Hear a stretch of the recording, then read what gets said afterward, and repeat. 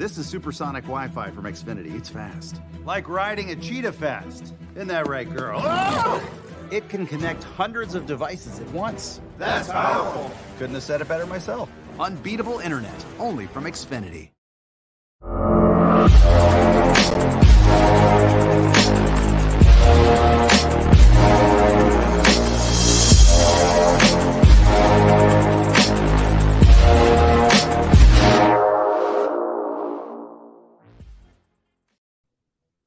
Hello, everyone, and welcome to a special NBA offseason edition of Inquirer Live at Gameday Central, sponsored by Xfinity. I am your host, David Murphy, sports columnist with the Philadelphia Inquirer, and in just a few minutes, I will be joined by our two Sixers insiders, Gina Mizell and Keith Pompey, who are up in Brooklyn chasing down the question that everybody wants to know: what does Daryl Morey have up his sleeve?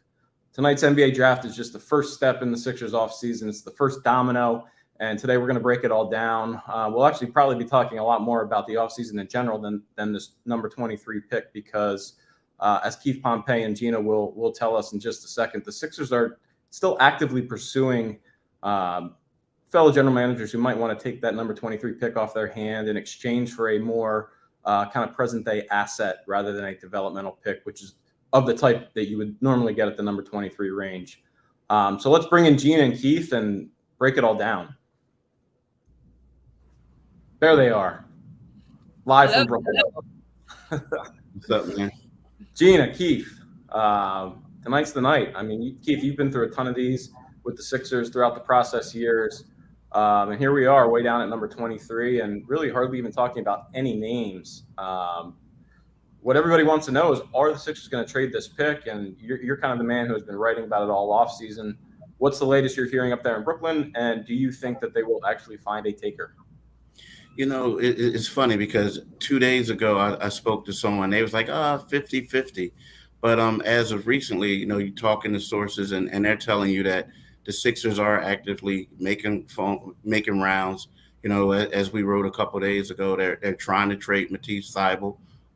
They also would love to acquire Eric Gordon, a shooting guard from the Houston Rockets. So it's one of those things where I think that could possibly, if they make that deal work, could be a 3-team trade where Matisse going to a West Coast team and then Sixers get some compensation or whatever and they send that to Houston and it could create space for Eric Gordon to come. So, yeah, it's one of those things. It's just what are the Sixers or another team willing to take? You know, but the thing is, the Sixers know right now the way that this roster is constructed that is not good enough to win a championship. And unfortunately for me, Matisse Thybulle, he's their best trade asset that they, deemed, as someone that they can take, another team could take. So he could be the odd man out by the end of the night. Well, we'll talk a little bit more about Matisse in a little bit. And also another guy who obviously is a big asset, but one that they aren't even thinking about trading right now, and Tyrese Maxey. Gina, what do you think the Sixers team needs? Why don't we start there? What does this team need to accomplish this offseason that it does not think it can accomplish by sticking at number 23 and staying pat in the draft? Right. Well, I think you sort of can look at two different parts of this. Number one, you look at somebody like Jade Springer, who was the first-round pick last year, who didn't play at all with the Sixers. And so when you sort of look at those developmental projects, they've already got a guy like that on their roster that is a young player, a 19-year-old that developed in the G League last year, but can't help this team right now, or at least can't help this team, looking forward maybe to next season immediately. So that's the type of guy that the Sixers don't want.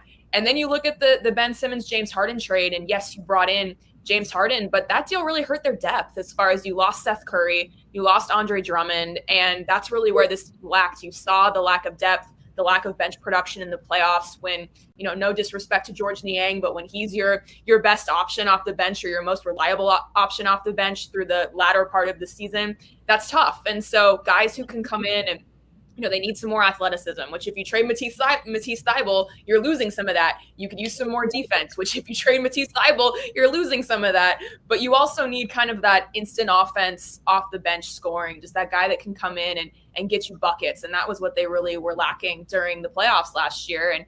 And when you saw, Joel Embiid, Tyrese Maxey come off the floor, that was a really tough thing for the Sixers. So yeah, just adding depth, adding ready-made veteran pieces, and also toughness too. That's an intangible that it's really hard to quantify, but that's something that Joel Embiid has mentioned and guys mentioned after the season was over. So when you sort of look at what this team needs, those are kind of the main things that I look at. And I don't know how many guys in the draft at 23 will guarantee to give you that, whereas maybe you have a more ready-made player that can come in and help you right away. Well, I mean, since Thybulle has kind of been the focus of conversation, why don't we get to him in a quick second? But Keith, you brought up the name Eric Gordon, which is a guy that I've long thought would be a perfect fit for this team, even going back to before the James Harden trade. And then another name that has kind of percolated out there that you've written and that Embiid himself has subtly lobbied for, at least after the playoff loss, was PJ Tucker. Is there a chance we're seeing a reunion of this 2016, 2017, 2018 Rockets team just at Joel Embiid? Is that Daryl Morey's master plan? Put it this way: if the Sixers are successful, they would call it Houston Rockets East. Seriously, We'll Houston be Northeast, right? East, huh? It'd be Northeast, right? Northeast. But yeah, I mean, the one thing is that let's talk about PJ Tucker, right? There's mutual interest. His agent is from Delaware, and also, there's some people are saying there are certain people who have a couple business ventures that PJ might want to go into who are based out of Philadelphia. So this could be a move for him that whereas let's say it 3 years, you retire, you're in Philadelphia. It's kind of sort of like LeBron James going to LA. Like, it was bigger than basketball. Yes, he wanted to go to the Lakers, but it was close to Hollywood. He could produce movies, the whole nine. So that's the thing with PJ. Now, when you look at, a lot of people are looking at Eric Gordon and saying, look, man, he's 33 years old. That's a lot of money. And as you so greatly depicted in your story, he brings a lot to the Sixers. I'm not saying he doesn't have to be a starter on his team. And like Gina talked about too, they need depth. Now, yes, he makes a lot of money, but when you look at that Miami Heat team that beat the Sixers, they had Victor Oladipo coming off the bench, providing a lot of depth. Eric Gordon could fulfill that role, or he could be the starting small forward for him. But, and then another thing is that a lot of people are looking at it and saying, hey, 33 years old. Well, we got to look at Joel Embiid's window. I mean, his window is going to close in a couple of seasons. So what the Sixers are doing is, and I hate to say this, but they're taking all their chips and putting it in the center of the table and say, we need to win now. And what you need veterans to do that. And I think this isn't the time to worry about a salary, how much a guy is making, because he's going to come off the books next year. It's just that I think that he can provide the depth that they really want. So, I mean, this kind of bridges back to Matisse. Are we looking at him as the trade chip that could potentially land Gordon? And then, we're talking about signing PJ Tucker, with the mid-level exception. What are the logistics here? Either one of you, I don't know if, how all the pieces fit together in an ideal world.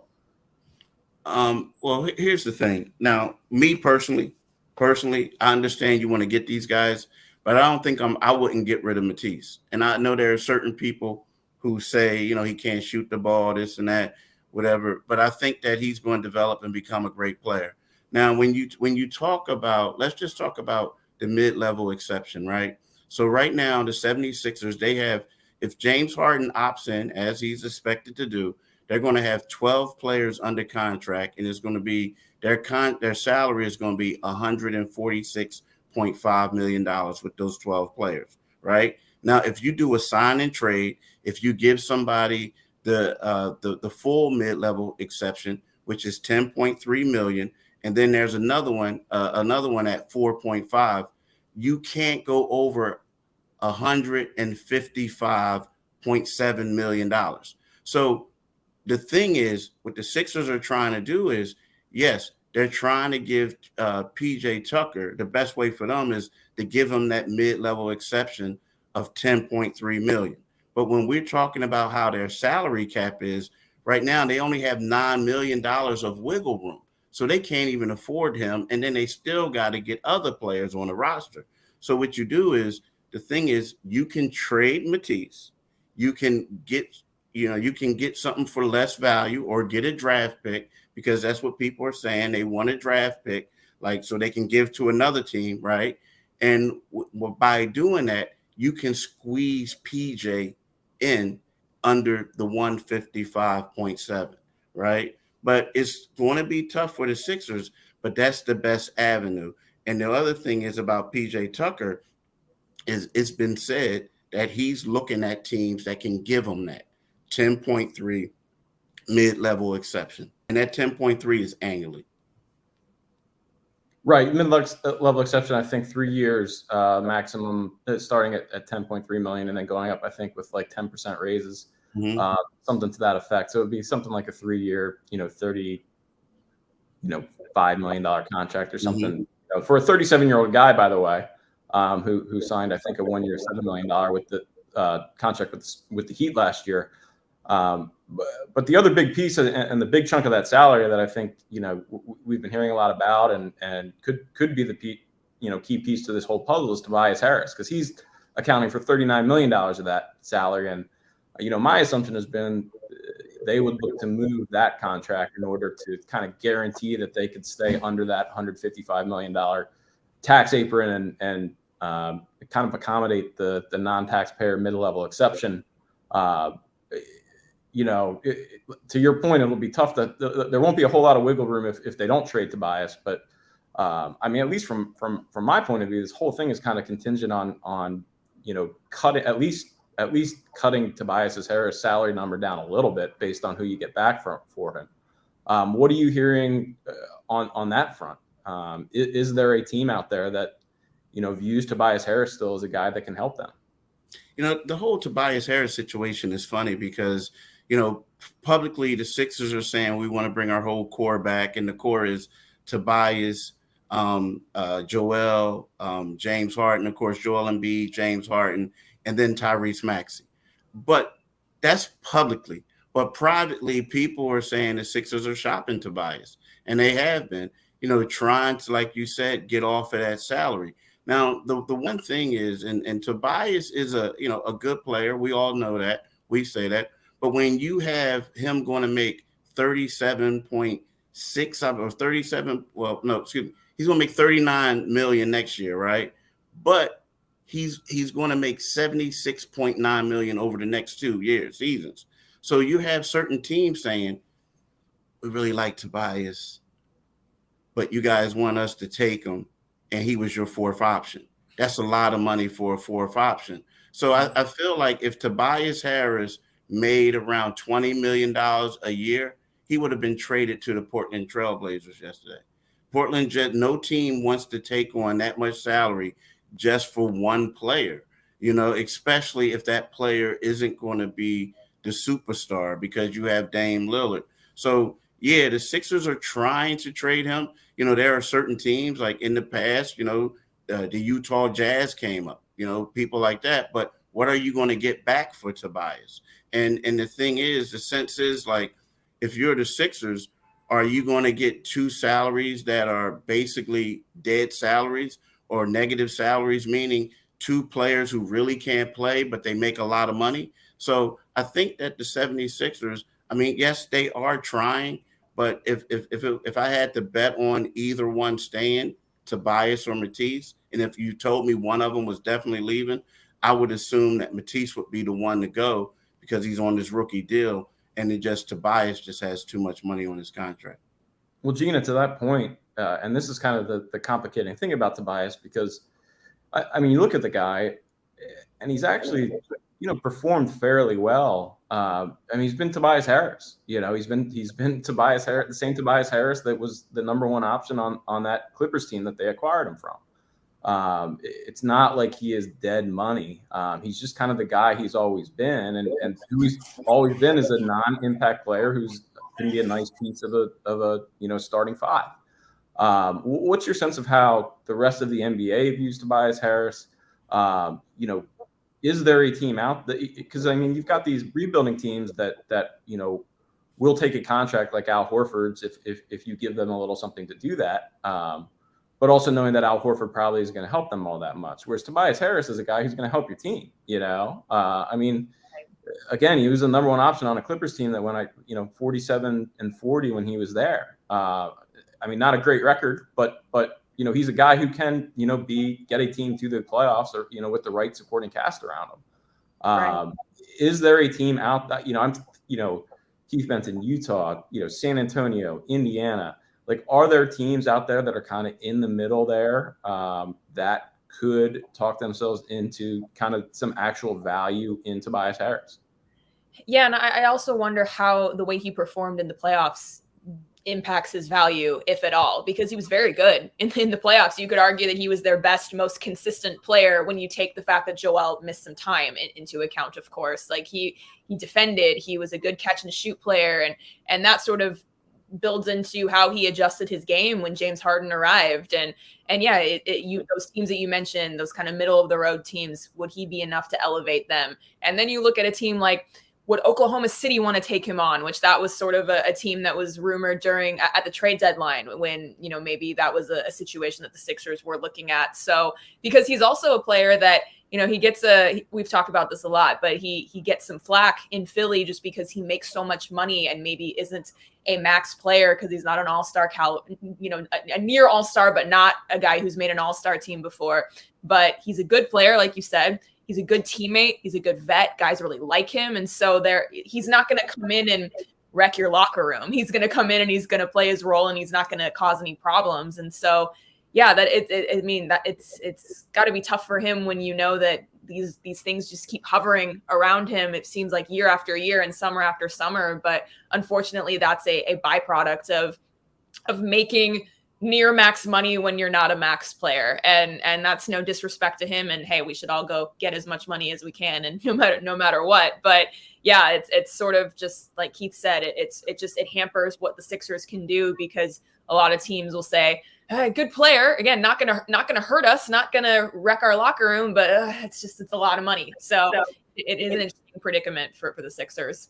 Yeah, and I mean, look, the way to look at it, and to your point, again, it's kind of the curious thing about the whole situation is he's again very much the player that he's always been. He's just not. When you think he's not a guy that is going to be a number one option on a championship team. He's just not. That's just not who he is. But he's also better than a lot of these guys. He's better than an Otto Porter. He's better than a lot of these guys who are kind of in that $10 to $20 million range, which is why I think it's so hard to find a landing spot for him. But again, I mean, no disrespect to Tobias Harris, but it is what it is. Would the Sixers have been better off last year with Eric Gordon and PJ Tucker or Tobias Harris? I mean, it's pretty obvious, I think, that they would be better off with PJ Tucker and Eric Gordon. Well, PJ Tucker and Eric Gordon combined to make $26 million last year. Tobias Harris combined to make $35 million last year. I mean, at some point, it's straight economics. And if you're not a guy who is going to be a number one option on a championship team, it's hard to be a max player because, a championship team is built around that guy and then needs to complement them with multiple other guys. And that's what you saw out of the Sixers, where, there just was not room for Tobias Harris to be making $38 million. They needed, they had Harden, they had, Embiid, they had, Maxey pop up. At that point, you need three, $13 million guys versus, one $39 million guy, or else you're left playing Furkan Korkmaz and five in the playoffs. It's just a question of whether that can actually get done. And that's, I don't know if either one of you two have any sense of what the likelihood is of that.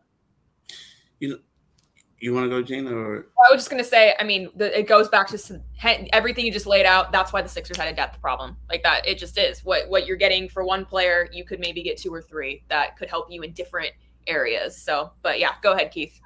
You know, I think the problem is that he has 2 years left on his deal. I think if Tobias Harris was going into his final season, he could get dumped. And what I mean by a salary dumped to like a team like Oklahoma City or Detroit or somewhere. Well, Detroit wants to reload this summer, but a team like that, a struggling team with a lot of cap space, maybe a San Antonio.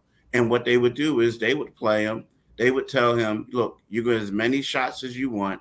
You do whatever you can. And at the trade deadline or before that, they would flip him to a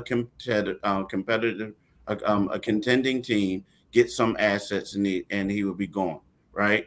The thing is, I just think that it's hard to trade him right now just because of all the money he's making, and there's 2 years.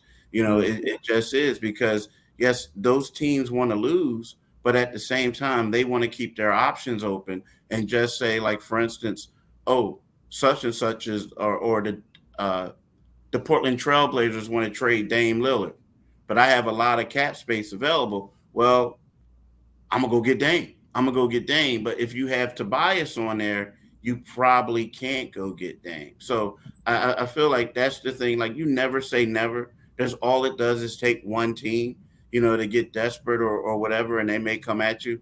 But I think that, you know, because he has 2 years, it's going to be hard for him to get traded, especially to a team that he would like to go to.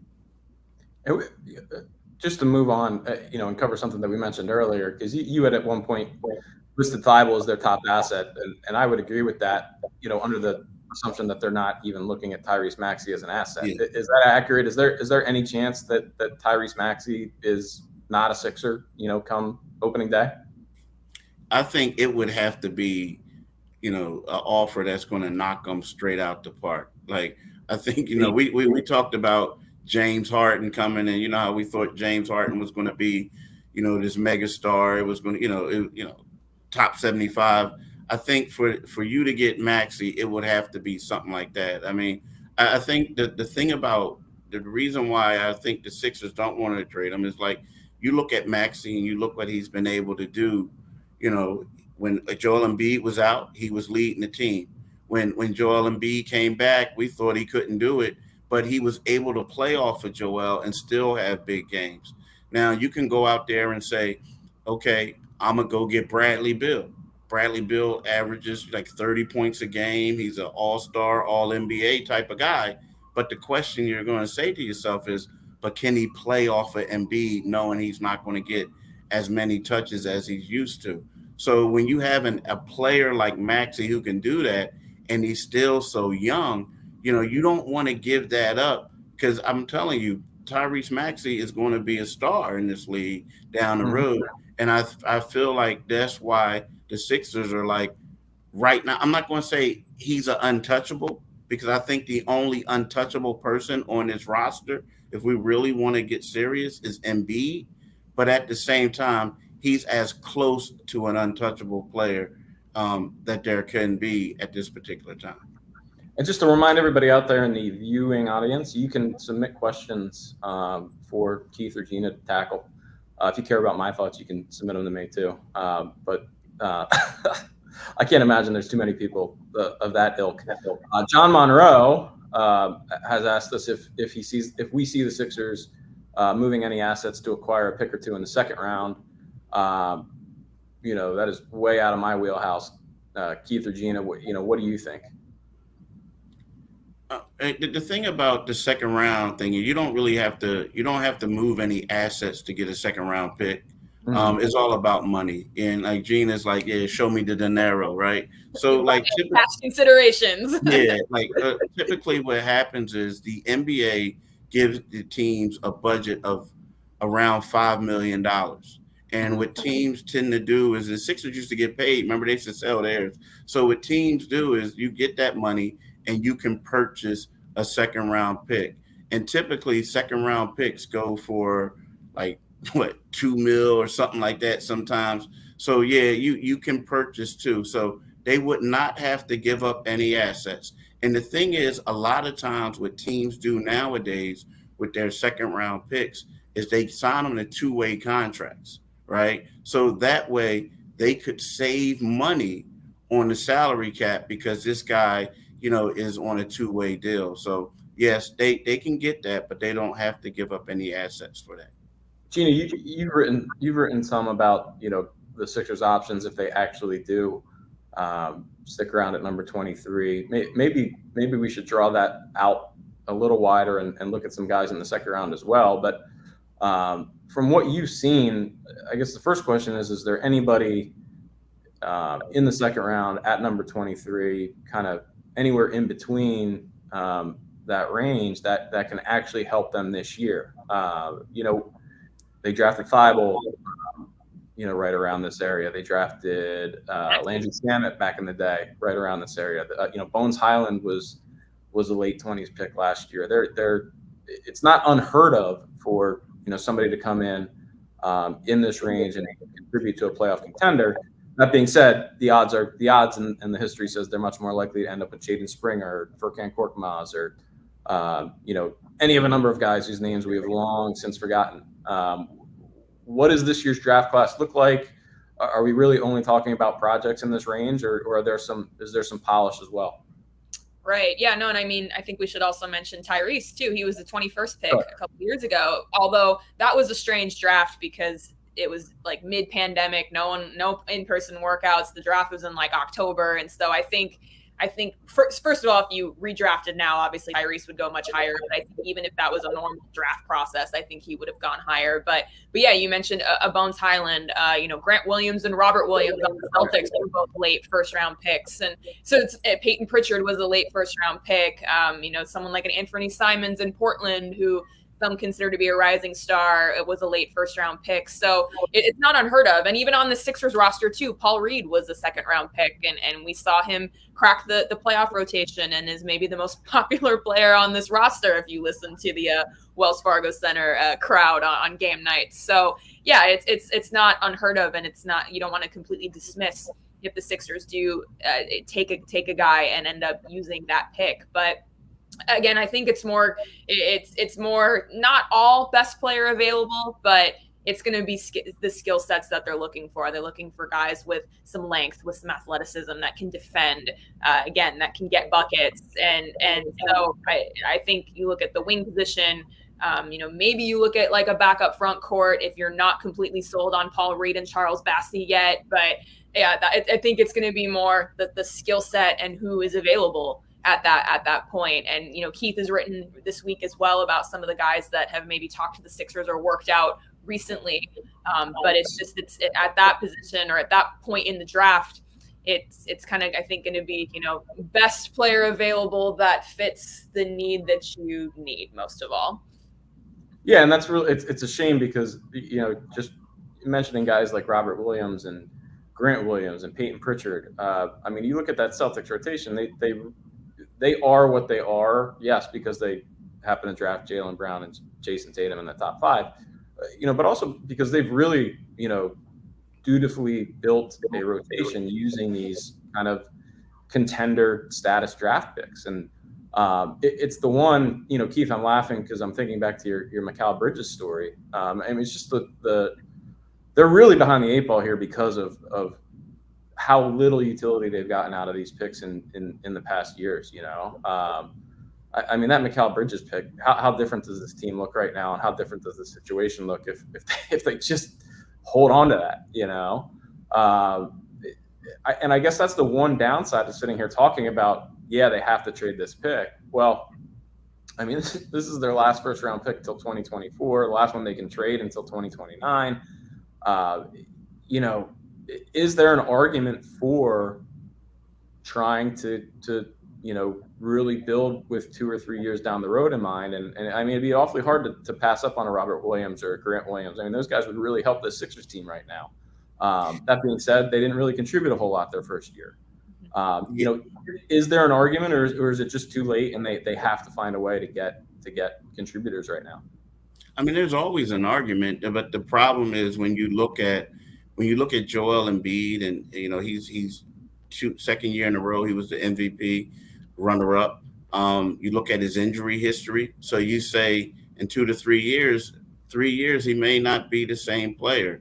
You look at James Harden. I mean, he may not be the same player. So when you look at this current group, you say to yourself, like, hey, we have to do this now. And that's the reason why they're doing what they're doing. But if there was one player who slid down to them, and I would think like, okay, I'm second guessing now, it would be the guy Tyrese from LSU.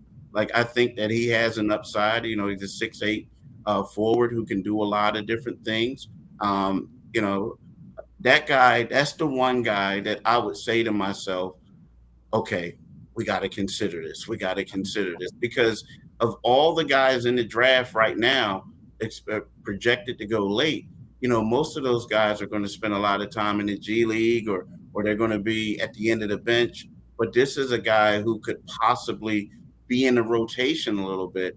But that's why I don't think he'll be there when the Sixers take that pick. But outside of that, I think that, you have to stash him overseas or you have to trade the pick. Eason was very impressive at the combine too. Keith, I don't know if you talked to him at all, but he had a big, growing media contingent around him just because he was super thoughtful and super interesting and introspective, and so I think he would fit in from that perspective. But yeah, that's a good call as far as a specific name to keep an eye on. Yeah, I mean, I think the one guy I've been looking at all year, he was originally supposed to go in this range, but he's pretty consistently at the end of the lottery, for the past 4 or 5 months, was Mark Williams from Duke. I really like him as a guy who could come in and be a backup big man and really develop. And even, I mean, he's got nice soft hands. I could see him, having some stretch four on him if need be. But again, I think every mock draft I've looked at has him going, 14 or 15, but those two guys, I don't see a ton of polish or a ton of, like Shamet was a guy who they drafted him and he came in and they thought he was going to be able to at least shoot the ball right away. Same thing with Thybulle. They thought that he was going to play defense right away. And, he'd been a 4-year guy at Washington. So I guess that's the one situation. If one of those, mid to late lottery guys somehow falls, that could be an argument, but at the same time, they might not even get to that point. I mean, I would assume Morey would be entering the draft hoping he already has a deal in place. And to that notion, what is the timeline that we're thinking? What are the options right now? Or, if the Sixers can't technically trade the pick, I think until the draft starts or day of draft, but is there any situation in which they draft someone with the thought that they trade them a couple weeks later? What kind of run through some of these scenarios that you think we could see unfold tonight with regards to what happens and when it happens? Well, due to you can't trade a pick in consecutive seasons, and since Brooklyn deferred it to next year, so the Sixers will have to select this player and then draft them. Now, typically what happens is in the world of social media, like as soon as that person is selected, someone's tweeting out they're going to be traded, right?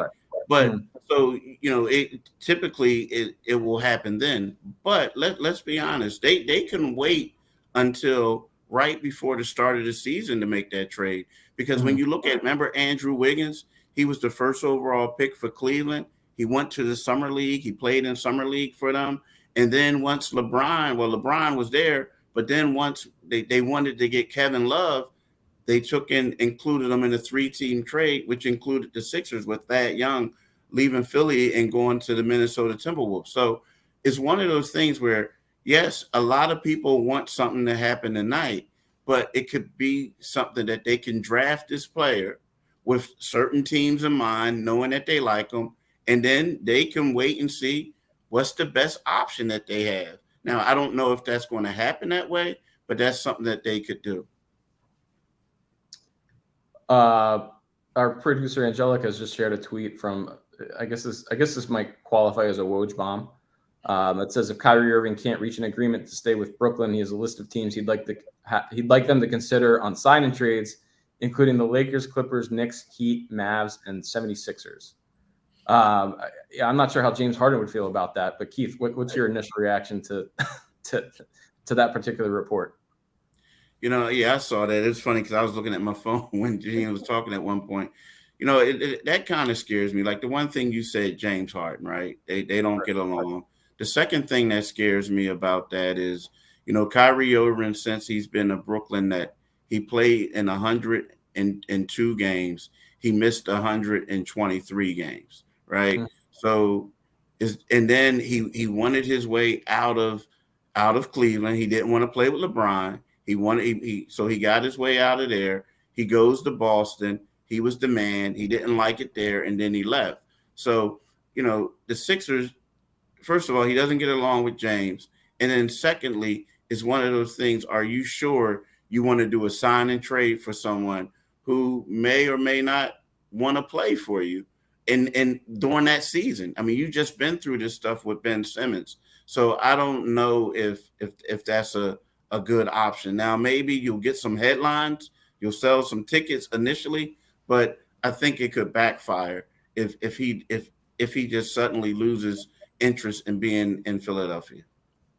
Gina, what do you? I mean, that's it doesn't make much sense to me, to be honest. Yeah, I would think there would have to be other parts involved, perhaps James Harden going somewhere else. But yeah, no, I mean the kind of joke that we had during the season at one point was, okay, do you just swap Kyrie for Ben Simmons? You swap one disgruntled star who's not playing for another disgruntled star who's not playing for very different reasons. But yeah, with James Harden on this roster now, it doesn't make very much sense. So that would be that would really surprise me. I mean, you're looking at his list, and I guess save for the Knicks, he's wanting to go to a contender or a team that could compete right away. So the Lakers, Clippers, Heat, Mavericks, obviously all make sense, as do the Sixers, just for that reason of being an upper echelon, Eastern Conference team. But yeah, that would be surprising to me if that were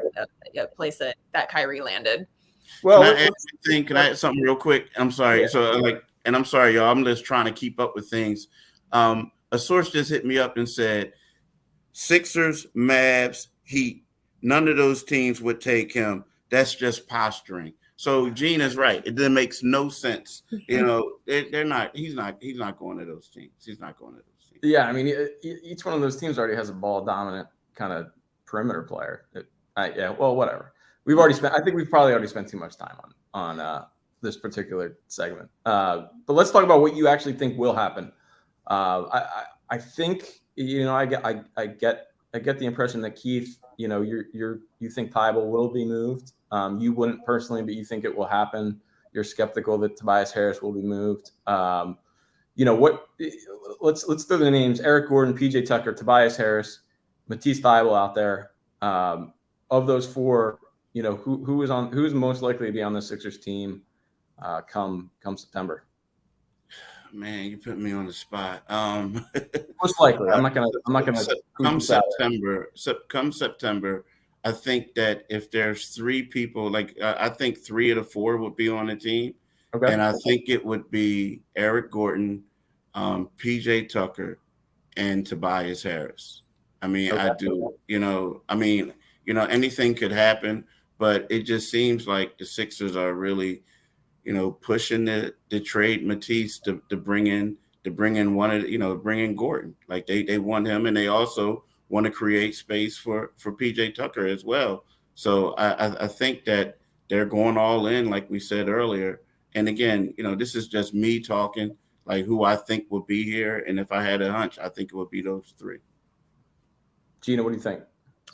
I tend to lean that way too, if we're going to frame the question that way, and to not introduce another player so late in our programming here. But I'll be interested to see what happens with Danny Green too, just given his injury situation and his contract situation as well. That was something that we've obviously reported, that he's been involved in some talks as well, understandably so, just given his situation, health-wise and contract-wise. But yeah, I think at least one of those vets will probably land with Philly, just because that is something that clearly the Sixers need, and it seems that they've identified the guys that they want to pursue, which again are two guys that make sense given their history with Daryl Morey and James Harden, and just all working together. And I think one of Tobias or Matisse probably has to get moved to make that happen. And as we've mentioned before, I think Tobias's contract is just a little trickier than Matisse's. So yeah, I tend to agree with Keith on that. If we're gonna sort of play the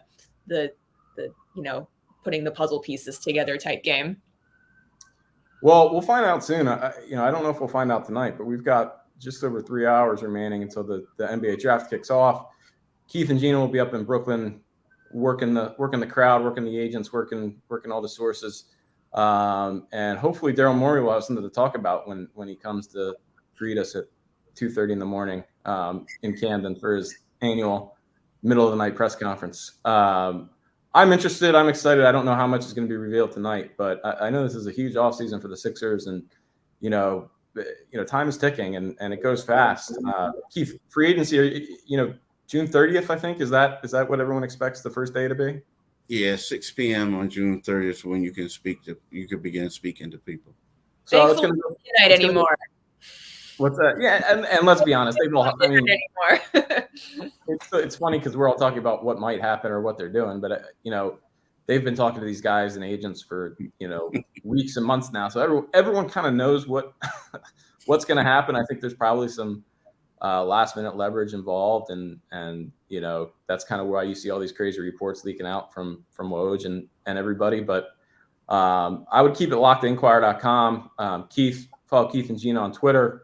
We're gonna be all over it now and right up until the last free agent signs. So appreciate everybody tuning into Inquirer Live, brought to you by Xfinity, and we'll see you at the next Game Day Central.